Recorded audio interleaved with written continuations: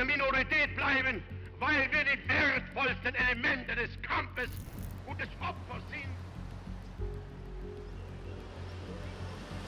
Totalen Kriegsmaßnahme der Regierung.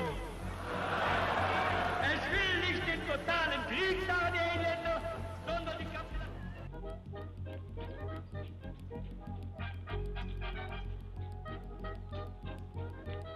Eran las 6 de la mañana en Berlín, Frankfurt, Múnich o cualquier ciudad media del Reich. El despertador sonaba en pisos de alquiler donde el olor a humedad y carbón impregnaba las paredes. Los calefactores de hierro colado tardaban 20 minutos en calentar una habitación pequeña. En invierno, el aliento se condensaba en el aire mientras los hombres se afeitaban en agua fría sobre lavabos de porcelana. Pero el año era 1933 y algo había cambiado que no tenía que ver con la temperatura. En enero de 1930, 6 millones de alemanes no tenían trabajo. El salario medio había caído un 33% en 3 años. Se estima que en los peores momentos de la Gran Depresión, hasta una tercera parte de la fuerza laboral del país estaba desempleada. Los hombres hacían colas frente a las oficinas de empleo antes del amanecer. Las mujeres estiraban los alimentos hasta lo imposible. Los niños llegaban a la escuela sin desayunar, con los zapatos gastados hasta la suela, y los maestros habían aprendido a no preguntar. Hombres que regresaban del trabajo a finales de 1932 y principios de 1933 encontraban que sus esposas, por propia iniciativa, habían ido a comprarles uniformes del partido, esperando que la afiliación les garantizara algo de protección o incluso un empleo. Algunos ingresaron en el NSDAP para evitar lo peor. Unos pocos lo hicieron convencidos. La mayoría entró llevada por la marea. La clave de aquella transformación era una sola palabra: trabajo. En 1934, las cifras de desempleo, que en 1932 habían alcanzado 6 millones, habían descendido a la mitad. En 1936, el nivel de empleo se aproximaba al del próspero año de 1928. En 1937 y 1938, la demanda de mano de obra excedía la oferta en 500.000 de personas. Para un obrero que llevaba 4 años sin trabajar, aquello no era propaganda, era el pan sobre la mesa. El régimen supo aprovechar ese momento con una habilidad brutal. El Día Nacional del Trabajo, el 1 de mayo de 1933, millones de obreros fueron conducidos a los estadios con banderas y música, mientras grupos de asalto de las SA se apoderaban simultáneamente de los locales de los sindicatos en toda Alemania. Al día siguiente, los sindicatos habían dejado de existir. Los obreros tenían trabajo, pero habían perdido la capacidad de negociar sus condiciones. En su lugar, el Frente Alemán del Trabajo, dirigido por Robert Ley, asumió el control de las relaciones laborales en todo el Reich. Robert Ley era un personaje singular, licenciado en química, alcohólico crónico, conocido popularmente como el borracho nacional en jefe, y dotado de una verborrea demagógica inagotable. En una memorable ocasión afirmó ante obreros de una fábrica que un científico se considera afortunado si en toda su vida se tropieza con un germen, mientras que un barrendero levanta miles de ellos a cada golpe de su escoba. Ley definía el socialismo como la relación de los hombres en las trincheras. Era absurdo, era eficaz. Bajo su dirección, el Frente del Trabajo no era un sindicato. Era una cadena de control disfrazada de beneficio social. Los obreros pagaban cuotas obligatorias que ascendían a aproximadamente un 18% de su salario bruto entre contribuciones al frente, impuestos y seguros. Pero a cambio recibían algo que los sindicatos de Weimar nunca habían podido ofrecer masivamente: vacaciones pagadas, excursiones organizadas, cruceros a los fiordos noruegos. A la fuerza por la alegría, la superagencia de ocio del Frente del Trabajo era la organización de turismo de masas más grande de Europa Occidental en la segunda mitad de los años 30. En 1938, 180.000 alemanes participaron en cruceros organizados y 10 millones, 3/5 partes de ellos obreros, realizaron algún tipo de viaje de vacaciones bajo sus auspicios. Una semana en las montañas del Harz costaba 28 marcos. Una quincena en el lago Constanza, 65 marcos. Un viaje a Italia, 155 marcos. Para un obrero especializado del sector metal que ganaba entre 27 y 100 marcos semanales, aquello era accesible por primera vez en la vida. Así comenzaba la mañana en el Tercer Reich, con la sensación, para muchos, de que algo por fin funcionaba. A las 7 de la mañana, el ciudadano del Tercer Reich salía a la calle, y desde ese primer momento, su cuerpo ya no era del todo suyo. El saludo alemán, el brazo extendido horizontalmente con la palma hacia abajo mientras se pronunciaba Heil Hitler, era técnicamente obligatorio para los funcionarios públicos, para todos los miembros del partido y en un número creciente de situaciones sociales. Pero en la práctica, la presión era universal. No saludarlo en el momento adecuado, ante la persona equivocada, podía convertirse en causa de denuncia. Richard Grunberger documentó el fenómeno con precisión. Las personas que querían mantenerse al margen del saludo habían desarrollado lo que se llamaba popularmente la mirada alemana, una furtiva rotación de la cabeza y los ojos por la cual se aseguraban la ausencia de espías antes de abordar cualquier tema confidencial. El saludo nazi provocó en muchos una especie de condicionamiento pavloviano. Amas de casa soñaban que un miembro de las SA les visitaba en sueños. Personas contrarias al régimen tenían pesadillas en las que ya estaban haciendo el saludo antes de haberlo decidido conscientemente. Los funcionarios de los ferrocarriles alemanes que trabajaban en las vías recibieron en algún momento una orden específica. Debían sustituir el saludo con el brazo en alto por el saludo militar, porque el brazo extendido había sido confundido varias veces con señales ferroviarias y había causado accidentes. En las fábricas, la jornada comenzaba con un ritual específico. En una empresa de Württemberg, 2 obreros interpretaban cada mañana una canción con armónica como apertura de las tareas de la jornada. En una empresa de Magdeburgo, campanillas marcaban la pausa de media mañana y la del almuerzo. El marcar en el reloj de entrada al comenzar y finalizar la jornada fue sustituido en muchos centros por la lista de asistencia. Un jefe local del Frente Alemán del Trabajo justificó estas innovaciones declarando que el trabajo creador era la mayor bendición de que gozaban los alemanes. Las cantinas de las fábricas habían sido transformadas también. Vibraban, según los informes del SD, el Servicio de Espionaje Interior de las SS, de entusiasmo cuando Hitler hablaba por la radio durante la jornada laboral. La música de Beethoven servía de fondo a los discursos radiados. Goebbels había comprendido algo fundamental: la radio era el instrumento de penetración doméstica más eficaz jamás inventado. En 1933, Alemania tenía aproximadamente 4 millones de aparatos de radio. En 1939 tenía más de 16 millones. El Volksempfänger, el receptor popular diseñado expresamente para ser barato y de alcance limitado a emisoras alemanas, costaba 35 marcos y se convirtió en el objeto más reproducido en los hogares del Reich. En las panaderías, que debían permanecer abiertas de las 6 de la mañana hasta las 7 u 8 de la tarde, los dependientes desarrollaron una costumbre que se convirtió en folclore cotidiano. Cuando un cliente pedía un artículo escaso, el tendero podía negar la venta o condicionar la compra a la adquisición de otro producto. La popularización de esta práctica generó la frase «Der deutsche Gruß ist Pflaumenmus», el saludo alemán es mermelada de ciruela. Significaba que el ritual obligatorio del Heil Hitler al entrar en las tiendas era tan inseparable de la experiencia cotidiana como la mermelada que te obligaban a llevarte cuando solo querías mantequilla. La congelación de salarios a los niveles de la depresión era la política oficial. Entre 1934 y 1937, los ingresos semanales aumentaron un 15%, pero este promedio escondía amplias diferencias. Los obreros del metal y la construcción podían llegar a 100 marcos semanales con horas extra. Las trabajadoras del sector textil cobraban 51 pfennigs por hora, frente a los 78 de los hombres en las mismas categorías.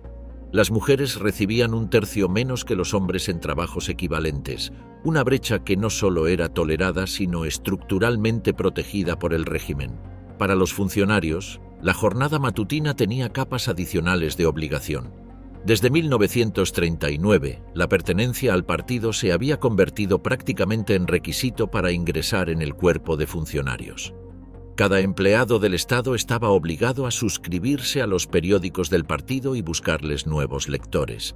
El Tribunal Supremo Administrativo de Prusia llegó a apoyar el despido de un funcionario basándose en el hecho de que, al no ser lector habitual de los periódicos del partido, solo conocía de oídas la posición del Estado nacionalsocialista respecto a la cuestión judía.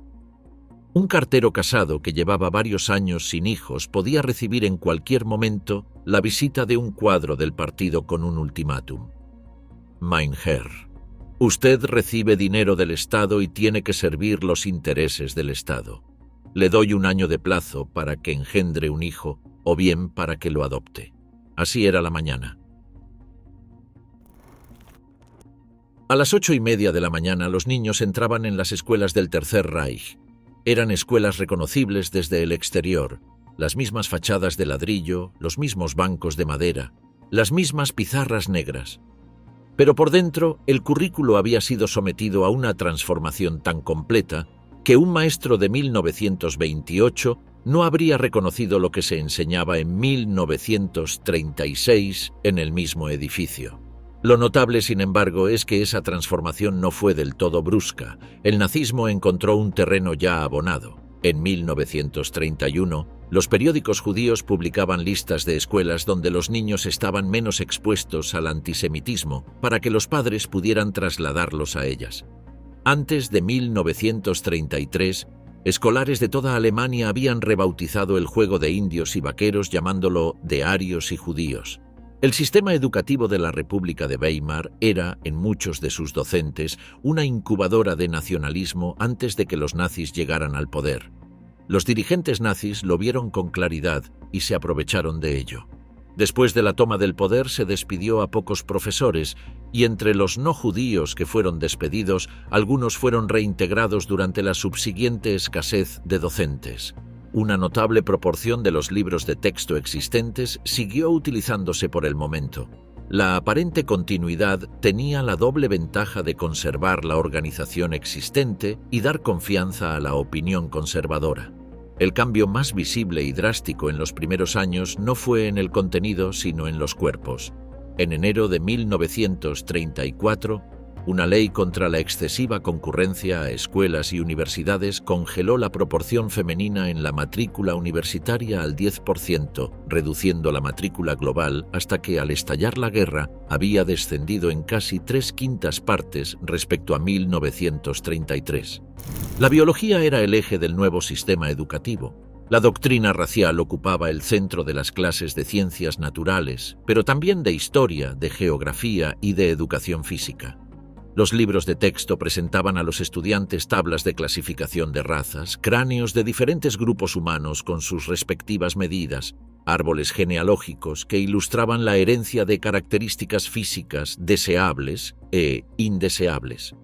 Los alumnos aprendían a medirse el cráneo y a clasificarse unos a otros según los tipos raciales.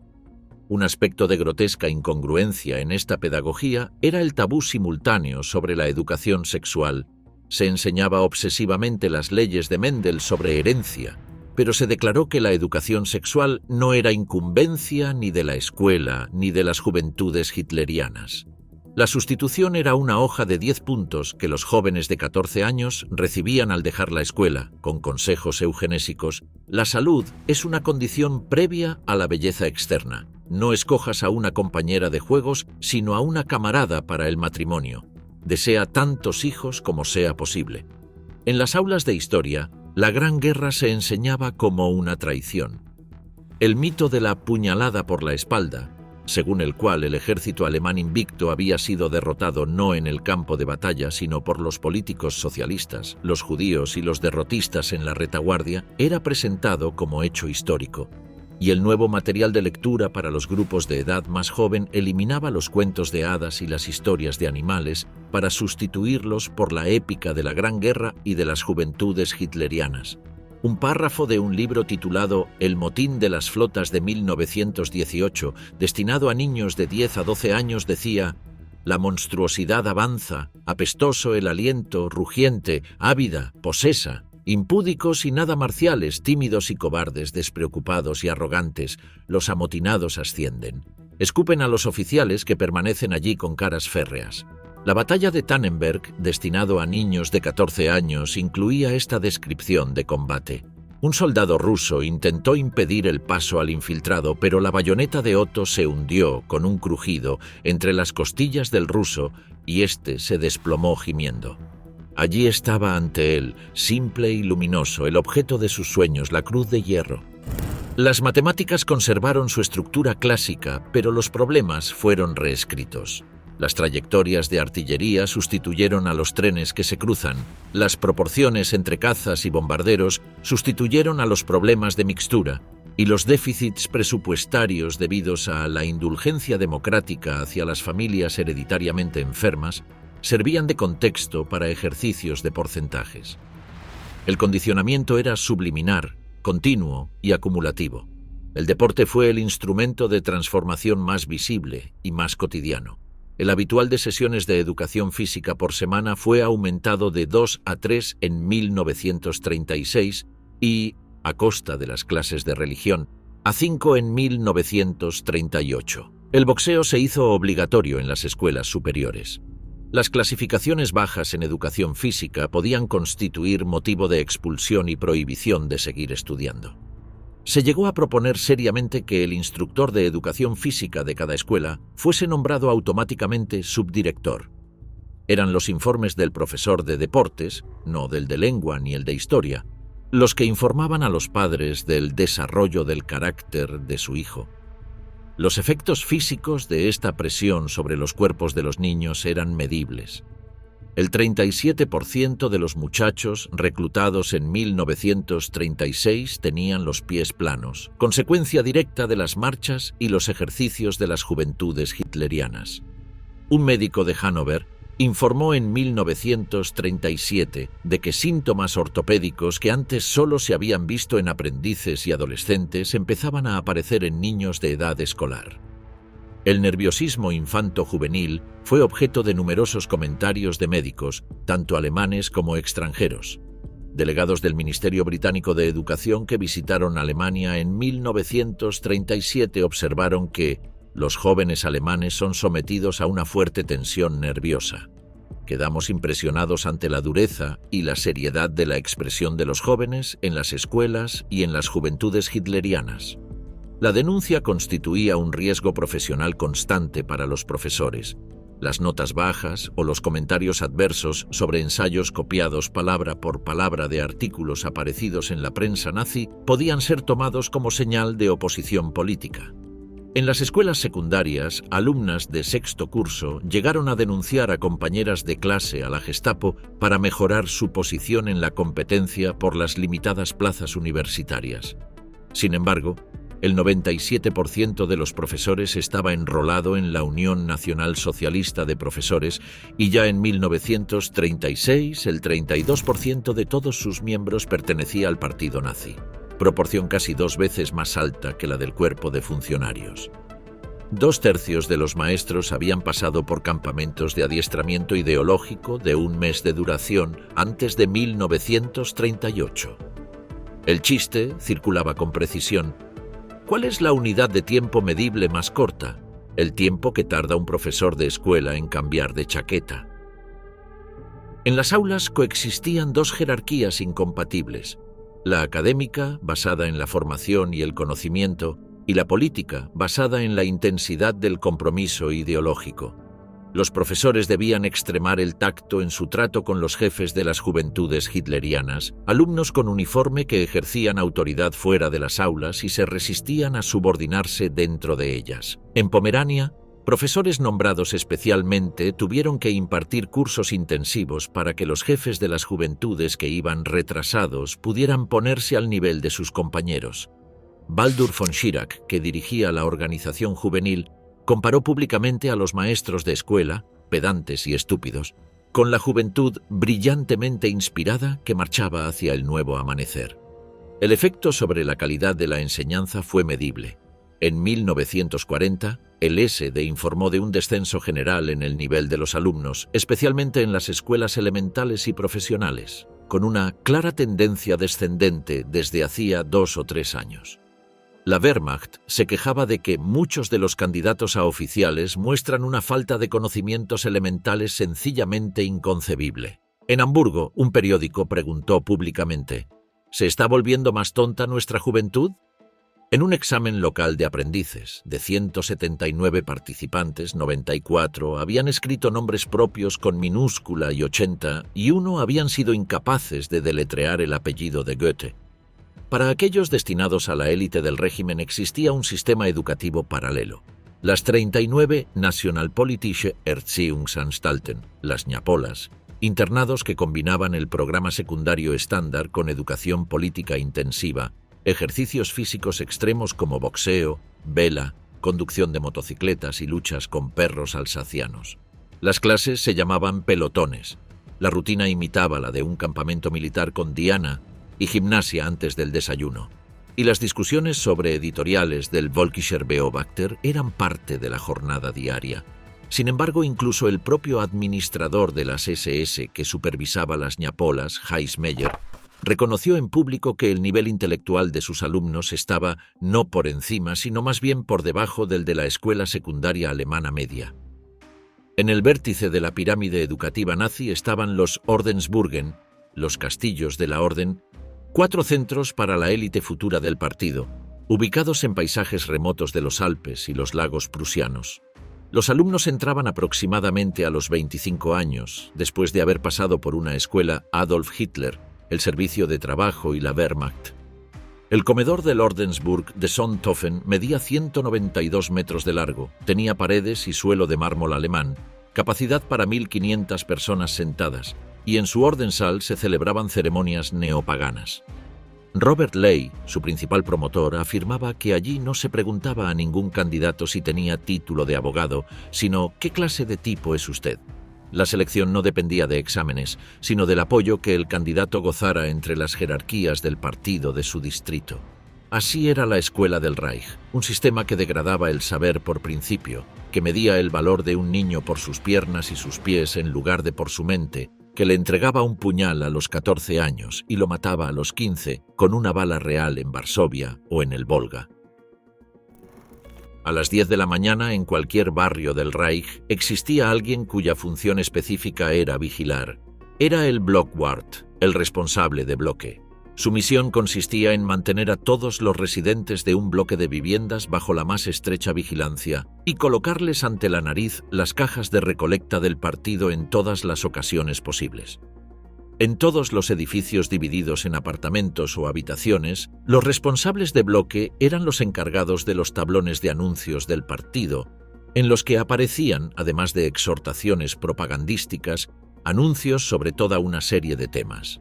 La dirección de la oficina de información más cercana, detalles sobre las próximas colectas, ejercicios de defensa pasiva, cambios en el sistema de seguridad social o de racionamiento. A través de las delegaciones locales del gobierno, los responsables de bloque tenían acceso a los archivos confidenciales de las oficinas de recaudación de impuestos y otros organismos. Eso significaba que podían completar su información personal sobre cada residente, que sabían si alguien tenía deudas, que sabían si alguien no votaba en los plebiscitos, y que, en el sistema de denuncia que sostenía el andamiaje del Tercer Reich, esa información era poder. El NSDAP tenía, antes de la toma del poder, 850.000 miembros de una población de 66 millones. En los momentos culminantes del Tercer Reich, el número ascendía a 8 millones, sobre los 80 millones de habitantes de la Gran Alemania.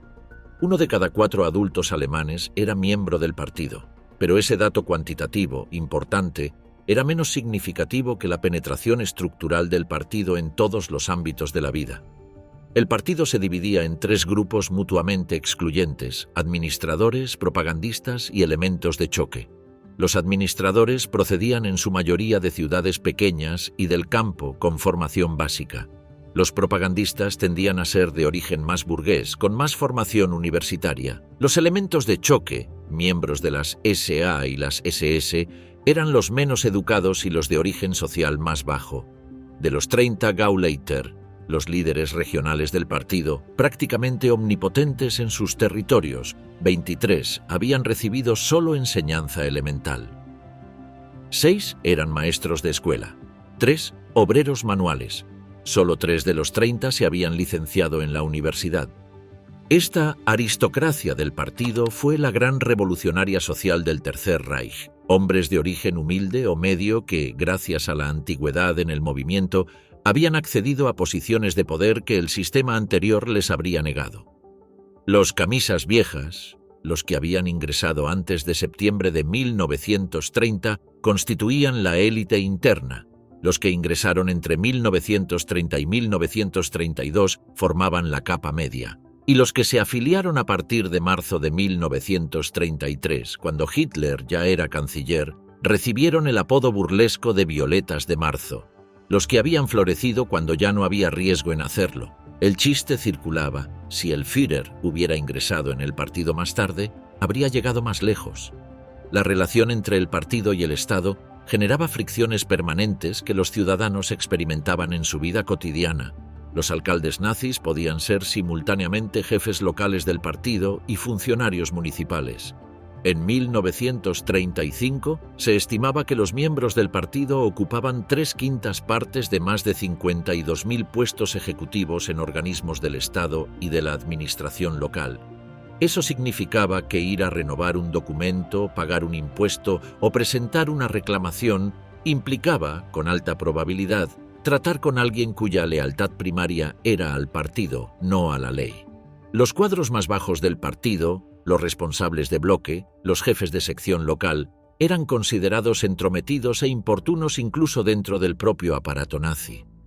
Pero su función de vigilancia era esencial para el sistema. Eran los ojos y los oídos del régimen en cada escalera, en cada patio de vecinos, en cada corrillo de portería. Un periódico nazi llegó a publicar los nombres y domicilios de mujeres que figuraban en el diario erótico de un judío de Frankfurt. El objetivo declarado era la vergüenza pública. El resultado fue, entre otras cosas, una demostración de que la intimidad de cualquier ciudadano podía ser expuesta y destruida con la maquinaria del partido como instrumento. El trabajo estructuraba la jornada del ciudadano del Reich como en ningún otro estado europeo de la época. No porque los alemanes trabajaran más que los demás, aunque acabarían haciéndolo, sino porque el régimen había convertido el trabajo en una categoría ideológica y moral, además de económica. El lema inscrito a la entrada del campo de concentración de Auschwitz, Arbeit macht frei, el trabajo libera, era la versión pervertida de un concepto que recorría toda la cultura laboral del Reich. Pero antes de que ese lema se convirtiera en burla obscena, funcionó durante años como principio genuino en las mentes de millones de trabajadores que habían visto la miseria del desempleo y encontraban en la recuperación económica una razón de lealtad al régimen. La jornada laboral en los años de paz oscilaba entre las 40 y las 50 horas semanales en la mayoría de sectores, pero las industrias clave, metal, construcción, minería, operaban con frecuencia entre 12 y 14 horas diarias. En 1939, los horarios eran hasta un 10% más largos que en cualquier momento anterior a la depresión. Para comparación, ese mismo período, el gobierno del Frente Popular en Francia y el de Mussolini en Italia habían reducido las horas de trabajo. El accidente laboral era consecuencia directa de este régimen.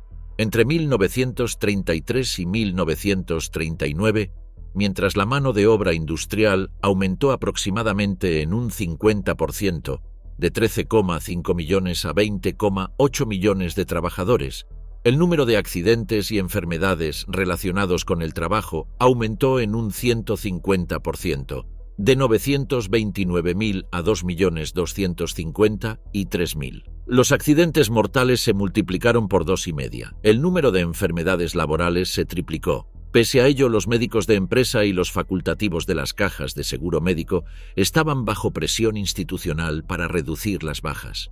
El promedio de duración de la ausencia del trabajo por caso de enfermedad en 1937 era de 3,2 días, frente a los 4,2 de 1932. Las industrias nacionales Hermann Göring se jactaban en 1940 de que el promedio de duración de las enfermedades entre su personal no llegaba a la mitad del de la industria en general. En las cantinas de las fábricas, los mediodías reproducían la estructura social y jerárquica del Reich con total fidelidad. Los directores y capataces comían separados. Los obreros de cuello azul en mesas distintas de los de cuello blanco. El principio de autoridad industrial, que el régimen había importado de la ideología militar, establecía que la relación entre el jefe de empresa y sus productores era análoga a la del oficial y sus soldados. El director de empresa era llamado jefe incluso en la documentación oficial del Frente del Trabajo. Los obreros especializados del metal cobraban en 1937 entre 78 y 100 pfennigs por hora. Las trabajadoras del mismo sector, 51 pfennigs. Un peón no cualificado podía recibir 50 pfennigs. Una obrera de la industria del juguete en Turingia, apenas 30. En el extremo más sombrío, Grunberger documentó el caso de 30 trabajadoras del metal en Silesia que cobraban 20 pfennigs la hora y se veían obligadas a complementar sus ingresos con la prostitución. Para los obreros de las industrias estratégicas y del armamento, sin embargo, la realidad era diferente. En ciertos sectores, el trabajo a destajo permitía multiplicar ingresos base. Un obrero especializado del metal podía ganar 100 marcos semanales, incluyendo horas extra y primas, en una época en que el salario medio industrial era de 27 marcos. Esa diferencia era suficiente para adquirir un aparato de radio, pagar vacaciones organizadas y comprar plazos de un Volkswagen que, si todo iba bien, llegaría algún día. El Volkswagen era, en sí mismo, una promesa simbólica del régimen. Con un precio inferior a los 1000 marcos, pagaderos en 4 años mediante plazos semanales de 6 marcos, el coche del pueblo habría comprometido a sus compradores a destinar entre una tercera y una cuarta parte de su paga semanal a la inversión. Cientos de miles de alemanes abrieron libretas de ahorro vinculadas al plan. Ninguno recibió jamás su coche. El estallido de la guerra en 1939 convirtió las fábricas al armamento y el plan quedó cancelado. El dinero no fue devuelto.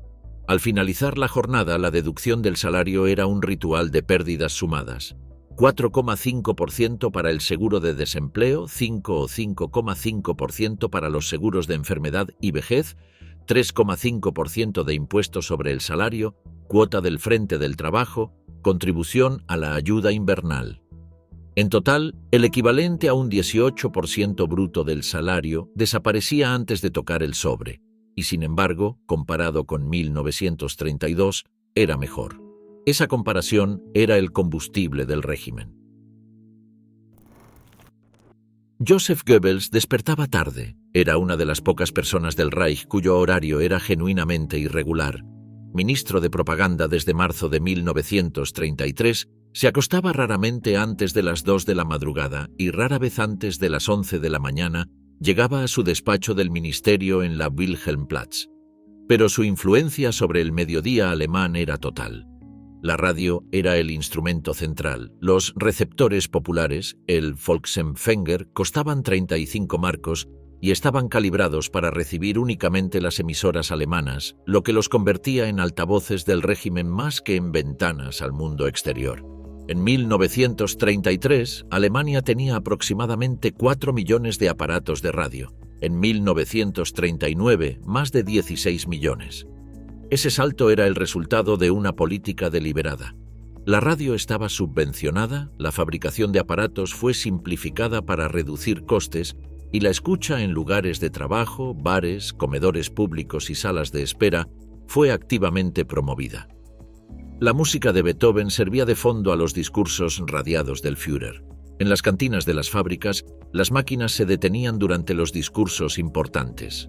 Los informes del SD señalaban que los obreros escuchaban con entusiasmo cuando Hitler hablaba durante la jornada laboral. Pero esos mismos informes, si se leen con atención, también registran el hastío acumulado en los años de guerra, cuando los obreros empezaron a abandonar las cantinas en cuanto sonaba la sintonía introductoria. Escuchar emisoras extranjeras fue progresivamente penalizado, primero con multas, después con prisión y durante la guerra con la muerte. Un destacado bailarín vienés fue condenado a 3 años de cárcel por escuchar emisoras extranjeras, denunciado por su propia hija adolescente.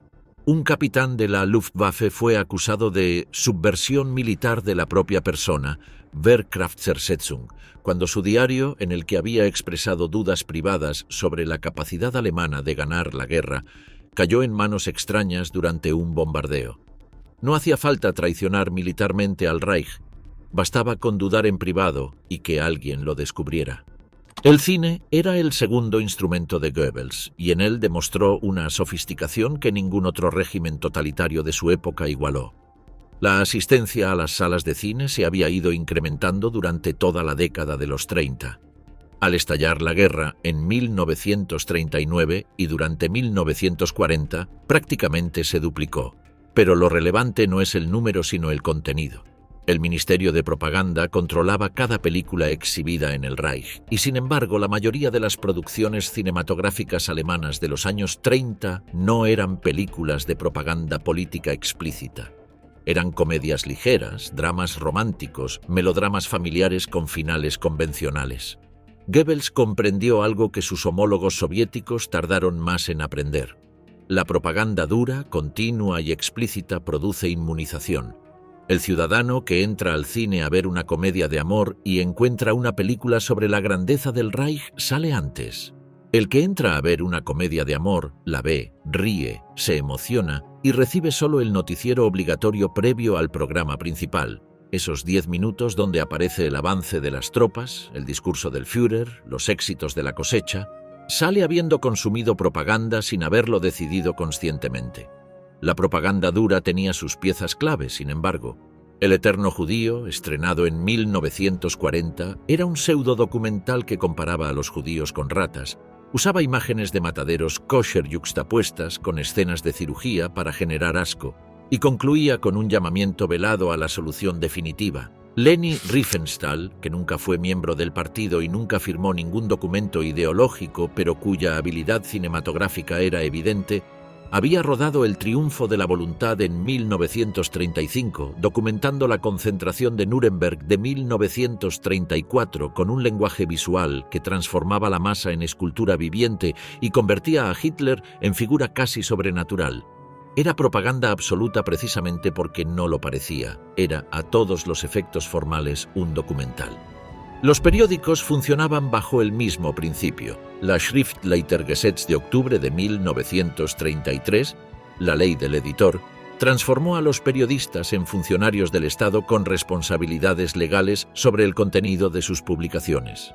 Cada día, en las redacciones de todo el Reich, llegaban los boletines del Ministerio de Propaganda indicando qué noticias debían publicarse, con qué titular y en qué página.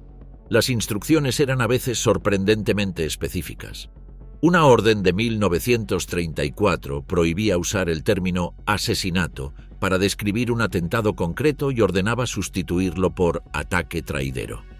Otra, de 1936, decía que si el boxeador Max Schmeling perdía su próximo combate, la noticia debía aparecer en página interior sin fotografía. Las victorias diplomáticas de Hitler se presentaban en primera página con tipografía triunfal. La remilitarización de Renania en marzo de 1936, la anexión de Austria en marzo de 1938, la incorporación de los Sudetes en octubre de ese mismo año, cada una llegaba precedida por semanas de preparación propagandística que la enmarcaba como corrección de una injusticia histórica. El Tratado de Versalles era el horizonte permanente de la narrativa nazi. Todo avance territorial era presentado como reparación de un agravio legítimo, no como agresión. Ese marco conceptual era genuinamente creído por millones de alemanes que habían vivido la humillación de 1919 como una herida personal. Víctor Klemperer, filólogo de Dresde que sobrevivió al nazismo gracias a su matrimonio con una mujer aria, dedicó años a analizar la lingua tertii imperii, la lengua del Tercer Reich. Lo que documentó era una transformación sistemática del alemán que operaba por vaciamiento y sustitución. Las palabras conservaban su forma exterior pero cambiaban de contenido. Fanatisch, fanático, dejó de ser un insulto para convertirse en elogio.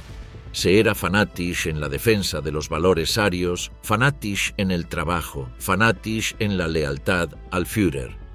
Weltanschauung, cosmovisión, una palabra filosófica de origen romántico, se vació de su complejidad para designar únicamente la ideología nazi. Rasse, raza, pasó de ser un concepto descriptivo a una categoría moral. Había razas que merecían existir y razas que eran obstáculos para la humanidad. El efecto acumulativo de vivir sumergido en ese lenguaje durante años era la colonización del pensamiento. Klemperer documentó cómo él mismo, vigilante y crítico, encontraba en ciertos momentos que las formulaciones nazis se le venían a la mente antes que las propias. Eso era precisamente lo que Goebbels buscaba, no la convicción consciente, sino el condicionamiento inconsciente, el momento en que el ciudadano repite las fórmulas del régimen sin haberse dado cuenta de que ha dejado de pensar en sus propias palabras. La propaganda tenía también su cara festiva. Los espectáculos de masas, los mítines de Nuremberg, el Día Nacional del Trabajo, las jornadas del partido, eran diseñados con técnicas teatrales de primer nivel.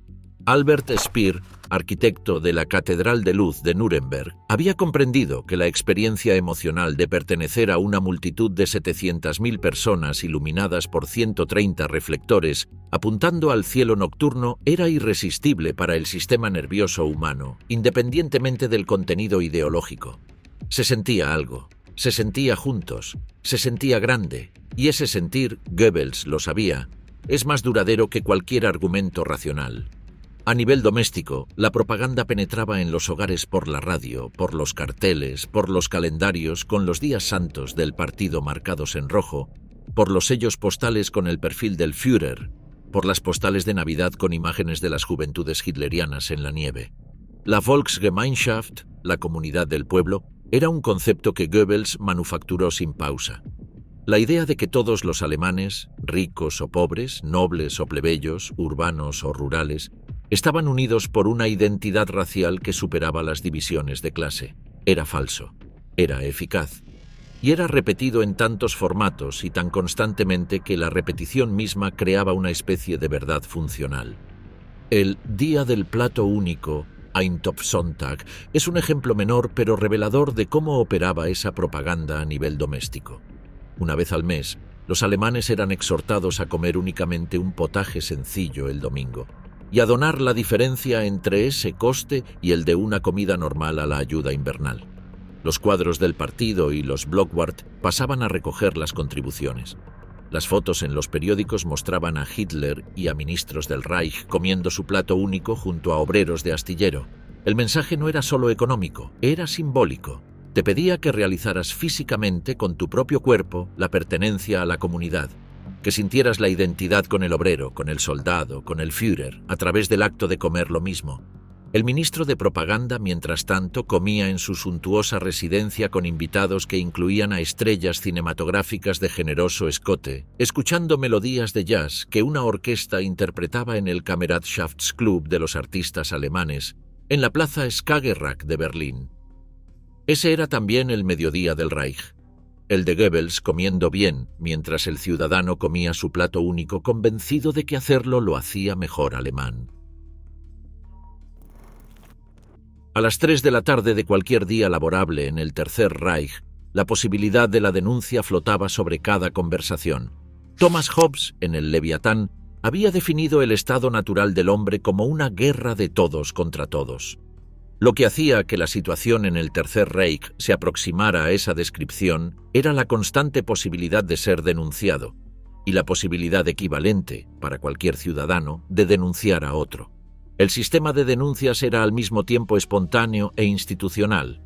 Rudolf Hess, lugarteniente de Hitler, anunció en abril de 1934 que cada camarada del partido y cada ciudadano llevado por el honesto interés por el movimiento y por la nación podrá dirigirse al Führer o a mí sin temer nada. La avalancha de denuncias que siguió fue tal que, a los pocos meses, Hess tuvo que pedir a los confidentes que abandonasen el anonimato. El número de acusaciones no probadas que pasaron por los tribunales en 1934 era el doble que en 1933. Las motivaciones eran tan variadas como las situaciones humanas: resentimientos personales, envidias laborales, disputas de vecindad, codicia, miedo, ideología genuina, o simplemente la oportunidad de saldar una cuenta pendiente. En Nuremberg, un periódico nazi publicó en noviembre de 1934 que estaba en posesión de un diario erótico perteneciente a un judío llamado Erlanger, con los nombres de 25 supuestas amantes, publicando las primeras 4 con nombres, direcciones y ocupaciones. La multitud congregada ante la casa del denunciado fue descrita en el artículo siguiente con satisfacción. El periódico acabó retrocediendo parcialmente, pero el daño social, la exposición pública, ya estaba hecho. Un carnicero que había ofrecido pagar por encima del precio oficial por un cerdo fue denunciado por el propio granjero al que se lo había propuesto, cuando las negociaciones fracasaron. Ante el tribunal, el acusado reveló la oferta inicial que le había hecho el denunciante. Ambos fueron condenados a penas de prisión. Dos extraños se pusieron a beber juntos en una taberna de un pueblo de Baviera a principios de la guerra. Uno se emborrachó. Cuando se serenó, el otro le informó de que, mientras estaba bajo la influencia del alcohol, había expresado conceptos contrarios al régimen y que un miembro del partido sentado en la mesa de al lado probablemente le denunciaría. Al cabo de 48 horas, el atemorizado bebedor recibió una carta solicitando el pago de 60 marcos a beneficio de la Cruz Roja. Pagó. Llegaron nuevas solicitudes. Finalmente, cuando estaba ya en el frente, su esposa denunció el caso y el chantajista, que había acumulado 350 marcos, fue descubierto, juzgado y ejecutado. Las mujeres jugaron un papel desproporcionado en las denuncias, especialmente durante la guerra, cuando sus maridos estaban en el frente y ellas se consideraban, según la retórica oficial, guardianas del hogar alemán. Hubo mujeres capaces de informar a la Gestapo de que alguien había dado un pedazo de pan a un prisionero ruso famélico. Hubo mujeres que amenazaron con denunciar a los inquilinos que preferían no bajar a los refugios antiaéreos para que, en caso de que muriesen, no se pagase ninguna indemnización a sus parientes. La Gestapo, la policía secreta del Estado, bajo el mando de Heinrich Himmler y la dirección operativa de Reinhard Heydrich hasta su asesinato en mayo de 1942, no era el aparato omnipresente de película que a veces se imagina. En 1937, la Gestapo en toda Alemania tenía aproximadamente 7.000 agentes a tiempo completo para una población de 60 millones de personas. Su eficacia no dependía de la omnisciencia, sino de la delación voluntaria. El ciudadano medio era, en muchos casos, el mejor agente de la Gestapo. En la práctica, la Gestapo torturaba. El Ministerio de Justicia reconoció en 1937 que durante el interrogatorio intensivo estaban permitidos los golpes, siempre que no excedieran de 25 y se restringieran a la parte posterior del cuerpo. A partir del 10º golpe se requería la presencia de un médico y se decidió el uso de un mismo tipo de bastón para todo el país, para evitar la aplicación arbitraria de estas normas. El terror tenía su propia burocracia. Mientras la jornada de los ciudadanos arios del Reich transcurría entre trabajo, radio y la posibilidad latente de la denuncia, para otra categoría de personas cada atardecer era una negociación con la supervivencia. Los judíos alemanes. Aproximadamente 500.000 en 1933, el 0,75% de la población total. Más del 80% llevaban generaciones en Alemania. Habían servido en la Gran Guerra, el famoso censo militar de 1916, encargado por el Ministerio de la Guerra prusiano ante las acusaciones de evasión del servicio, había demostrado que los judíos alemanes aportaban en proporción más de lo que les hubiera correspondido, dato que nunca fue publicado oficialmente. El antisemitismo alemán de los años anteriores a 1933 no era universal ni uniforme. Antes de la Primera Guerra Mundial, los judíos habían sido objeto de restricciones legales que se fueron eliminando con la unificación de 1871. Muchos judíos de la Europa del Este habían emigrado a Alemania precisamente porque la persecución que padecían en Rusia o Polonia era allí comparativamente menor. En la República de Weimar, los judíos tenían acceso a las profesiones liberales, la academia, el teatro, la banca y el periodismo en proporciones que superaban su peso demográfico, consecuencia directa de las antiguas restricciones que los habían alejado de la propiedad agraria y los habían canalizado hacia los sectores urbanos. Y eso, en la narrativa nazi, era la prueba de su conspiración. El 1 de abril de 1933, el NSDAP organizó el primer boicot sistemático a los negocios judíos. Miembros de las SA se apostaron frente a tiendas, despachos de médicos y abogados, farmacias con carteles que advertían a los transeúntes arios de no entrar. La operación fue semipública, controvertida incluso dentro del movimiento y parcialmente abandonada al cabo de pocas horas porque la respuesta popular fue más tibia de lo esperado. Pero marcó una línea. Las leyes de Nuremberg, promulgadas el 15 de septiembre de 1935 durante el Congreso Anual del Partido, fueron el umbral definitivo. Dos leyes separadas, la Ley de Ciudadanía del Reich y la Ley para la Protección de la Sangre y el Honor alemanes. La primera privaba a los judíos de la ciudadanía alemana, reduciéndolos a súbditos del Estado. La segunda prohibía el matrimonio y las relaciones sexuales entre judíos y ciudadanos de sangre alemana o similar. La corrupción racial se convirtió en delito penal. Los tribunales nazis procesaban casos de corrupción racial, incluso cuando no estaba probada la realización del coito, si podían aducirse acciones próximas, como las caricias. Cuando se establecía que los acusados habían tenido relaciones sexuales completas, la sentencia de muerte podía sustituir a la pena prescrita de 10 años, y en la práctica, la Gestapo trasladaba sistemáticamente a los condenados judíos a campos de concentración como complemento o sustituto de su sentencia de cárcel. La arianización de las empresas procedía en paralelo. En Berlín, de las 3.750 tiendas que todavía eran propiedad judía en el momento de la Noche de Cristal, solo 700 pasaron a otras manos de la pequeña burguesía alemana. Los grandes beneficiados no fueron los artesanos y tenderos que el régimen prometía emancipar, fueron los grandes consorcios industriales. Mannesmann, Flick, Otto Wolff y las industrias Hermann Göring absorbieron las propiedades judías más valiosas. El sueño del pequeño comerciante que arrebataba el negocio al judío para progresar fue, en la mayoría de los casos, un sueño que no se materializó. La noche de los cristales rotos, del 9 al 10 de noviembre de 1938, fue el punto de no retorno visible.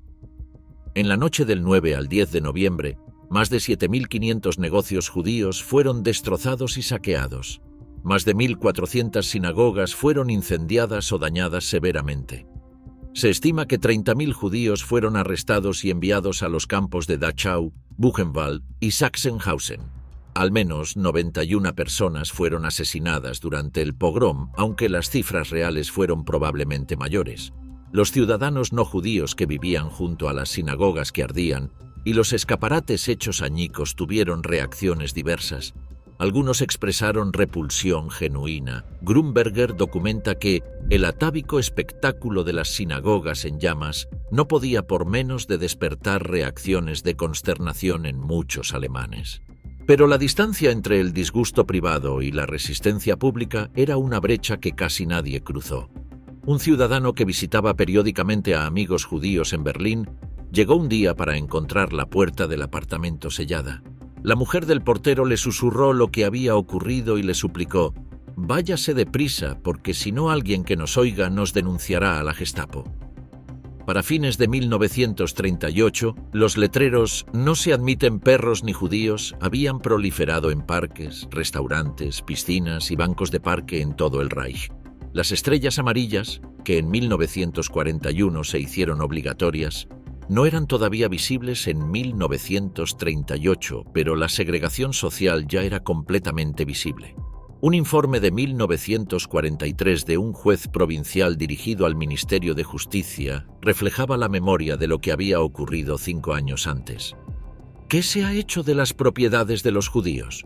Sus bienes bastarían para cubrir las necesidades de todos los evacuados de las zonas bombardeadas. La pregunta era retórica. Todos sabían la respuesta, pero plantearla como cuestión de justicia distributiva, no de horror moral, era exactamente el tipo de racionalización que permitía a la mayoría seguir durmiendo por las noches. El campo de concentración de Dachau fue inaugurado el 22 de marzo de 1933, apenas semanas después de la llegada de Hitler al poder. Sus primeros prisioneros no eran judíos, eran comunistas, socialdemócratas, periodistas, intelectuales, pastores protestantes, sacerdotes católicos. Los enemigos del Estado, cuya sola existencia el régimen consideraba incompatible con el orden nuevo. La existencia de los campos era un secreto a voces. Los primeros campos de los años 20, utilizados durante el período de crisis revolucionaria de 1919 a 1923 por distintas facciones, habían preparado el terreno mental para la idea de que ciertos elementos antisociales podían ser confinados sin proceso judicial formal. La propaganda nazi había cultivado esa noción durante años antes de llegar al poder. Cuando los campos se hicieron realidad, la mayoría de los ciudadanos alemanes decidió no preguntar demasiado. No era miedo en todos los casos. Era, con más frecuencia, una especie de acuerdo tácito para no saber lo que no se quería saber. Grünberger documentó que los campos de concentración y las estrellas amarillas formaban parte del orden natural de las cosas, para un segmento significativo de la población después de los primeros años. Para los prisioneros de los campos, sin embargo, la realidad era de una brutalidad calculada. El método del régimen para reducir a los prisioneros, según documentaron testimonios del campo de Dachau, era convertirlos literalmente en números. Los internos perdían sus nombres, sus posesiones, sus ropas. Dormían en barracones superpoblados. Los trabajos forzados se organizaban para destruir sin matar inmediatamente, una pedagogía de la humillación que tenía como objetivo el colapso de la identidad individual antes que la muerte física. Los campos de reeducación, el eufemismo utilizado en los primeros años, habían sido precedidos en el discurso político alemán por referencias similares que el público había escuchado durante las décadas anteriores sin que les causara particular alarma. La novedad del sistema nazi no fue inventar la idea del campo, fue convertirlo en instrumento sistemático de terror de Estado, con el peso de la legalidad y la burocracia detrás de cada orden. Heinrich Himmler, Reichsführer SS desde 1929, fue el arquitecto del sistema. Nacido en Múnich en 1900, criado en una familia católica de clase media, estudiante de agricultura, había encontrado en el partido nazi su vocación a los 22 años. Era metódico, frío, ideológicamente disciplinado en un grado que incluso Hitler encontraba a veces extremo. Mantenía a su esposa en una pequeña propiedad de Baviera mientras vivía en Berlín con su secretaria, arreglo motivado, según él, por razones eugenésicas. Su esposa solo le había dado una hija. Himmler en persona acompañó en 1937 a miembros del Freundeskreis Heinrich Himmler, un organismo formado por industriales, banqueros y figuras del gran capital que financiaban las SS, a una visita al campo de concentración de Dachau. La visita fue parte de los servicios que la SS prestaba a sus patrocinadores. Les dejaba ver lo que hacían. 5 años más tarde, en 1942, Ohlendorf, el jefe del servicio secreto de las SS, les daría una conferencia sobre las operaciones de las 4 brigadas de exterminio responsables de la muerte de más de 1 millón de judíos en la Europa del Este. La industria sabía, la banca sabía, el cuerpo diplomático sabía, los funcionarios del Ministerio de Justicia sabían. En la conferencia de Wannsee, el 20 de enero de 1942, 11 secretarios o subsecretarios de Estado de distintos ministerios, asuntos exteriores, interior, economía, transportes, territorios orientales, firmaron los documentos que coordinaban la solución final de la cuestión judía. El eufemismo era parte del lenguaje burocrático habitual. Lo que firmaron era el plan de exterminio sistemático de todos los judíos de Europa. En 1944, Krupp alojaba en 57 campos prisión en la zona de Essen a 70.000 trabajadores no alemanes, 2.000 de los cuales eran judíos húngaros alquilados por Pfister, el comandante de Buchenwald, al precio de 4 marcos por día. La empresa gastaba diariamente 70 pfennigs en la alimentación de cada judío. Pagaba además los gastos de alambre de espino, torres de vigilancia y reflectores. Eso era el Tercer Reich a las 4 de la tarde, una empresa abierta. Había en el año del Reich un ritmo diferente al del año cristiano, paralelo a él, a veces superponiéndose, a veces en abierta competencia. El calendario nazi estaba estructurado como un ciclo litúrgico que sembraba la mundana rutina de momentos edificantes. El 30 de enero era el Día de la Toma del Poder. El 24 de febrero, aniversario de la fundación del partido. El 20 de abril, el cumpleaños de Hitler, celebrado con fotos del Führer en marcos dorados rodeadas de guirnaldas en los escaparates y fachadas envueltas en banderas rojas con la esvástica negra sobre círculo blanco. El 1 de mayo, rebautizado como Día Nacional del Trabajo, el día del solsticio de verano, con hogueras nocturnas y parejas saltando las llamas al son de gongs. El 9 de noviembre, aniversario del fallido golpe de 1923, la fiesta más sagrada del partido. Y en septiembre, Nuremberg. La reunión anual del partido en Nuremberg era la pieza central del año ritual nazi. Durante una semana, entre 100.000 y 700.000 personas, según el año, confluían en la ciudad de los maestros cantores para participar en el espectáculo de masas más elaborado de la historia moderna. Albert Speer, arquitecto de las instalaciones y diseñador de la Catedral de Luz, los 130 reflectores antiaéreos apuntando al cielo nocturno que creaban la ilusión de columnas luminosas, describió el efecto como algo que superaba cualquier construcción arquitectónica. El propio embajador británico, Sir Neville Henderson, reconoció que el espectáculo era tanto más alucinante cuanto más peligroso. En Nuremberg, las parodias de la adoración cristiana alternaban con exhibiciones de fuerza militar. Había procesiones de estandartes, discursos en estadios con acústica diseñada para amplificar la voz hasta parecer sobrenatural. La sangre bandera, el estandarte que supuestamente había sido manchado con la sangre de los caídos en el golpe de 1923, era portada en procesión y tocada con las banderas nuevas para consagrarlas. Era literalmente una parodia del rito del Corpus Christi. Grünberger describió el nazismo como un catolicismo sin cristianismo. El principio organizativo fundamental de la pseudo-religión del nazismo era el enmascaramiento de su total falta de trascendencia por medio de dosis de ritual cada vez mayores. En 1937, un nuevo grupo de viviendas de Braunschweig-Lehndorf incluyó una iglesia protestante sin torre. La torre del edificio que presidiría el conjunto sería la del Aufbauhaus, la sede local del partido. El partido quería ser la iglesia, y en muchos ámbitos de la vida cotidiana lo consiguió. Las ceremonias de boda y de funerales fueron paulatinamente colonizadas. El registro de nacimientos tenía su equivalente nazi en los bautismos del partido. Las fiestas paganas del solsticio intentaban desplazar la Navidad. Con todas sus limitaciones y fracasos, la política de las SS en materia religiosa, promovida por Himmler, que tenía un fascinante aunque extravagante interés por la mitología germánica y las runas, buscaba crear una nueva religiosidad basada en la sangre, la tierra y la raza. El nazismo, según el historiador Erich Voegelin, cuyo libro La raza y el Estado fue confiscado por la Gestapo inmediatamente después de su publicación en 1933 y cuya familia fue hostigada en su casa hasta que emigró, no era simplemente ciencia descontrolada ni cristianismo tergiversado.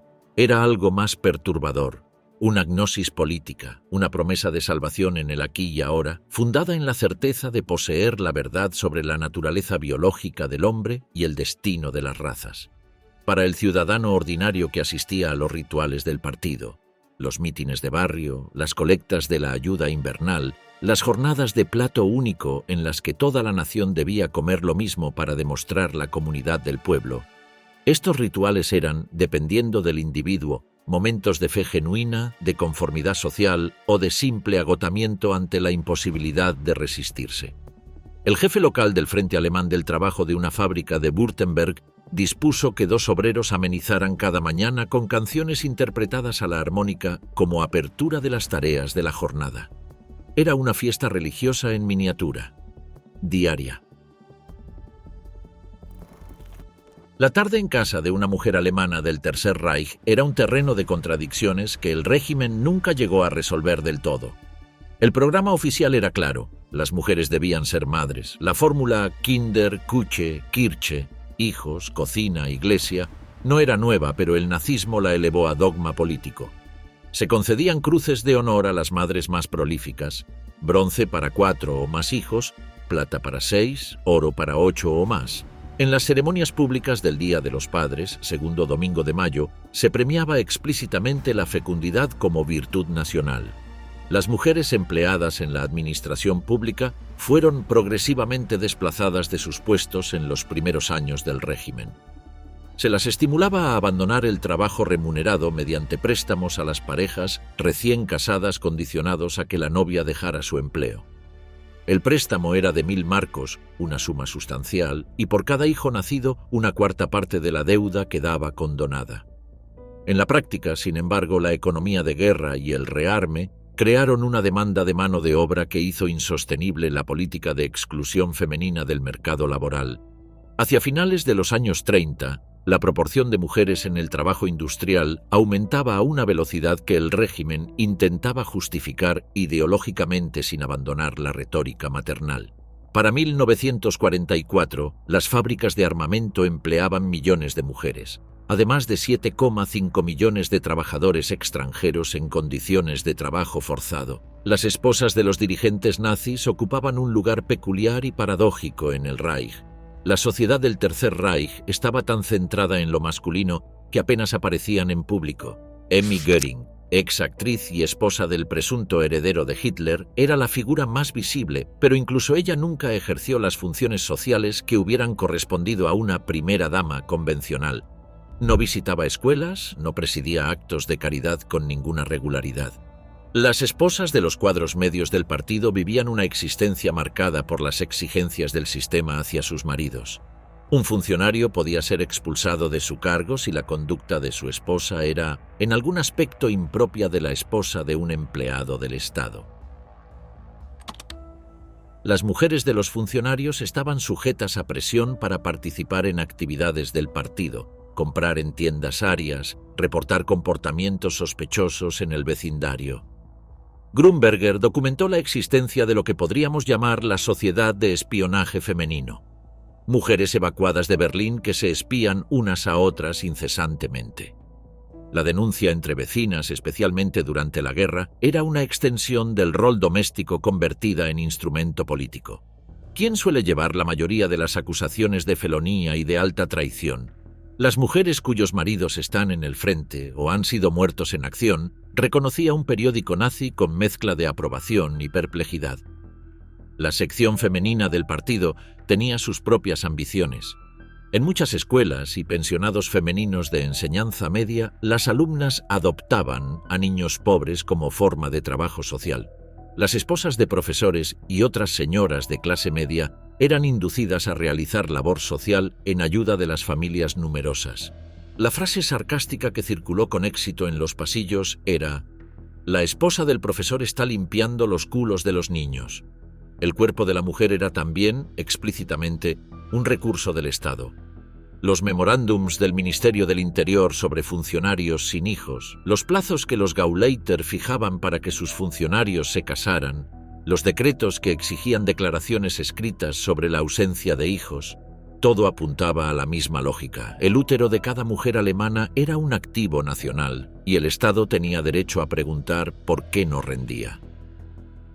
Aquella tarde en casa, mientras el caldo hervía sobre la cocina económica y la radio transmitía el parte de noticias, la mujer del Reich era simultáneamente la guardiana del hogar y un eslabón del mecanismo de vigilancia y producción biológica del régimen.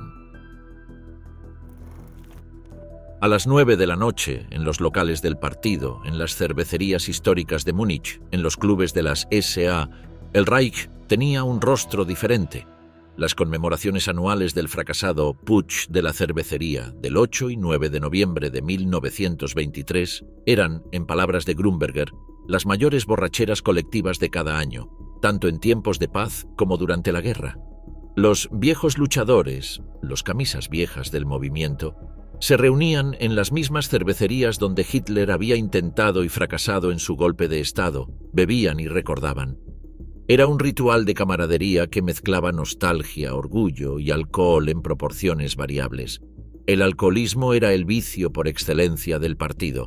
Christian Weber, ex taxista convertido en propietario de una flota de autobuses, una red de estaciones de servicio y una de las mejores yeguadas de Alemania, así como presidente de distrito y superintendente de silvicultura de la Alta Baviera, era habitualmente encontrado tumbado sin sentido en el arroyo de alguna calle de Múnich durante las mañanas. Nadie lo denunciaba. era uno de los suyos. El ministro de Economía Walter Funk era un borracho empedernido de dominio público. Victor Lutze, sucesor de Röhm al frente de las SSA, cuya muerte en accidente de automóvil durante la guerra fue popularmente atribuida a conducir en estado de embriaguez. Robert Ley, jefe del Frente Alemán del Trabajo y predicador de la moderación, fue identificado en sus memorias públicas como alguien cuyo control sobre su propio subconsciente era cuestionable. Cuando lanzó en 1939 una campaña de conservación de la salud por la abstinencia, pronunció el lema de apertura «La moderación no es bastante», y tuvo que añadir precipitadamente «Debemos ser radicales también en la abstinencia». El fotógrafo de Hitler, Heinrich Hoffmann, era conocido generalmente como el borracho nacional en jefe, Reichstrunkenbold. En las cenas de hermandad a las que asistían funcionarios, las reuniones terminaban a veces con concursos de tiro con carabinas en los que las bombillas y los cuadros eran utilizados como blancos. En la boda del Gauleiter Terboven en Essen, en junio de 1934, 20.000 antorchas iluminaron el cielo de la noche y fuegos artificiales convirtieron el acto en un espectáculo renacentista. Hitler estuvo presente para dar sentido mítico a la ceremonia. A la mañana siguiente tomó un avión hacia el sur para dirigir la matanza de la cúpula de las SA en lo que la historia conoce como la Noche de los Cuchillos Largos. El plan represivo había sido elaborado durante la propia fiesta nupcial. En ocasiones, la disipación del partido llegaba a consecuencias literales. En una conmemoración durante la guerra de la primera reunión del partido en Coburg, uno de los participantes, borracho hasta la inconsciencia, se mató al caer por una ventana del segundo piso del hotel. La vida social de los altos dirigentes combinaba la opulencia más extravagante con una vulgaridad que desconcertaba incluso a quienes los rodeaban. El baile de la ópera de 1936, organizado por Göring, costó no menos de 1 millón de marcos. Al cabo de pocas semanas, Goebbels organizó un festival nocturno en la isla del Pavo Real, en las afueras de Berlín, con pontones de la Wehrmacht para acceder, jóvenes pajes con calzones blancos ajustados y blusas de satén portando antorchas. Los viejos luchadores del partido que Goebbels llevó consigo estaban tan fuera de lugar en el ambiente rococó que se lanzaron sobre los pajes y los arrastraron hacia la espesura. Se volcaron las mesas, se apagaron las antorchas y en la confusión varios de los militantes tuvieron que ser rescatados de las aguas. Esta es la élite del Reich, hombres de origen provinciano y baja instrucción que habían acumulado poder, riqueza confiscada a otros, uniforme y título. Hombres que, en palabras de Grunberger, oscilaban constantemente entre la envidia a los superiores sociales, la tendencia al gesto deferente del parvenu y la emulación frente a las figuras jerárquicas. A medianoche de los años más oscuros del Reich, el sistema se sostenía sobre pilares que se habían ido corroyendo desde adentro. La guerra cambió todo. La jornada laboral media de los hombres pasó de 49 horas semanales en 1939 a 52 en 1943 y llegó a 60, 72 en las industrias clave como la producción de aviones en los últimos años del conflicto. Las mujeres trabajaban 56 horas en las fábricas, los empleados de los bancos 53.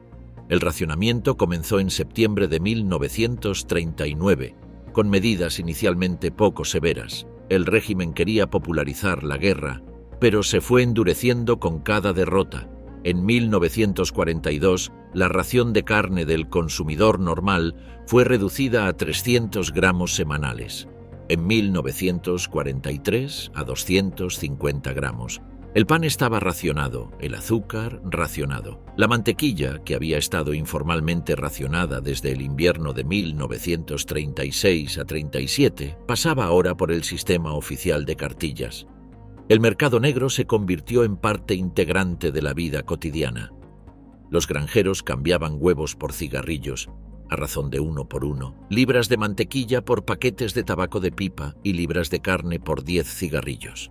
En las ciudades, los cafés servían alcohol en tazas de café para eludir el racionamiento.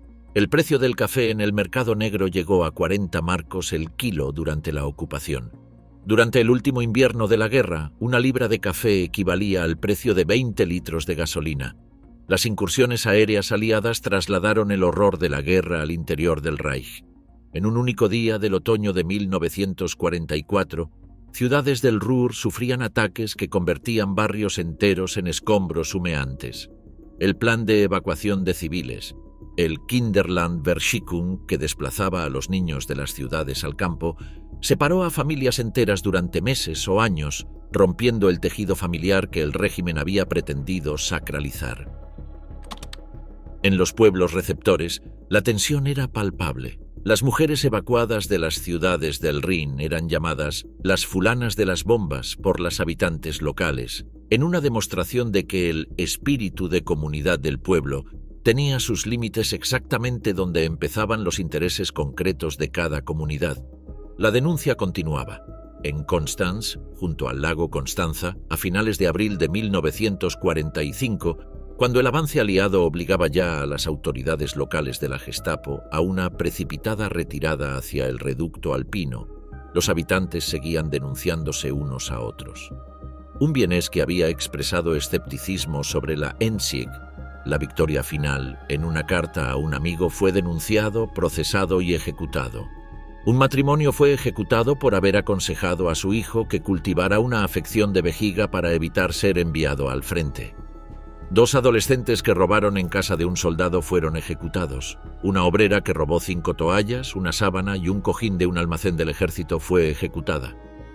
El total anual de ejecuciones en Alemania se quintuplicó entre 1940 y 1943, de 926 a 5.336.